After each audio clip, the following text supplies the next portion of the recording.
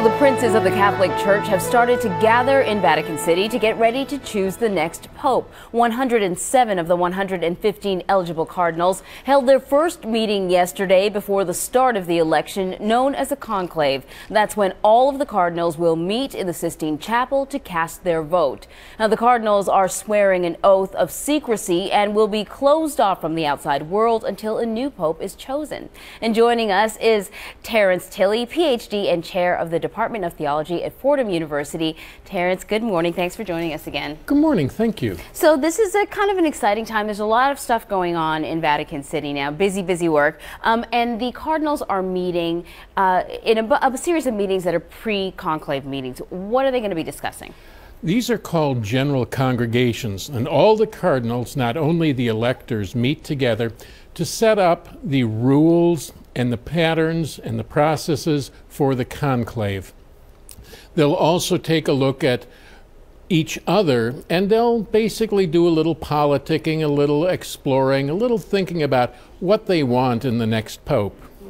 Now, there's also the discussion of some unpleasant things, some unpleasant church business. Last year, we had the Pope's butler steal those papers off of his desk. They revealed a lot of stuff about the inner workings of the higher ranking members of the church, some cronyism, some infighting. And as I understand it, this is some of the stuff that's going to be discussed too.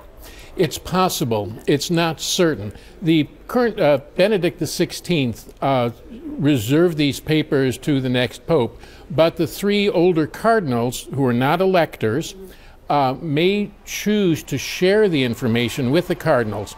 And the word that I've heard is that the cardinals are looking for more information to understand what's been going on in the Curia, the Vatican bureaucracy. And those three cardinals you mentioned are the ones that are investigating this whole thing. The investigation is finished. Okay. The report is turned in. But yes, they are the ones who did investigate. Is there a possibility that some of the people involved in the accusations here are cardinals that either could be voting or being voted on?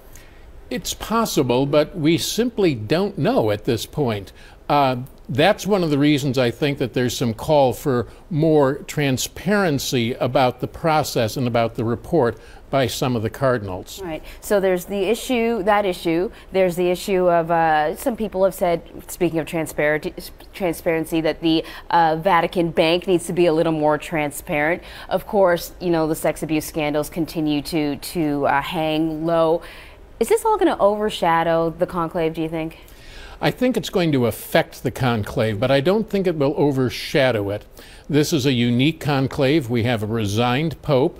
We have the 24/7 news cycle much more intensely focused on the conclave than it was even when Benedict XVI was elected. Yeah. And so it's quite possible that these will form part of the topic of conversation. In fact, I'd be shocked if they didn't. People are going to want to make sure that the person that they elect not only has clean hands, but also is ready to take on the problems that apparently got Benedict to retire.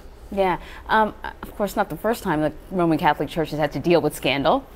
No, quite part of the tradition. As I said earlier, remember the Borgias. Right, of course, yeah. So the practice at it, but like you said, this is a time when all eyes are on the church, and we're seeing more than we normally would have. You know, normally the cardinals are quite private about the goings-on within the church, but now we've got them holding press conferences, and they're a little more media savvy. They certainly are, and I think that's part of what makes this a different sort of conclave.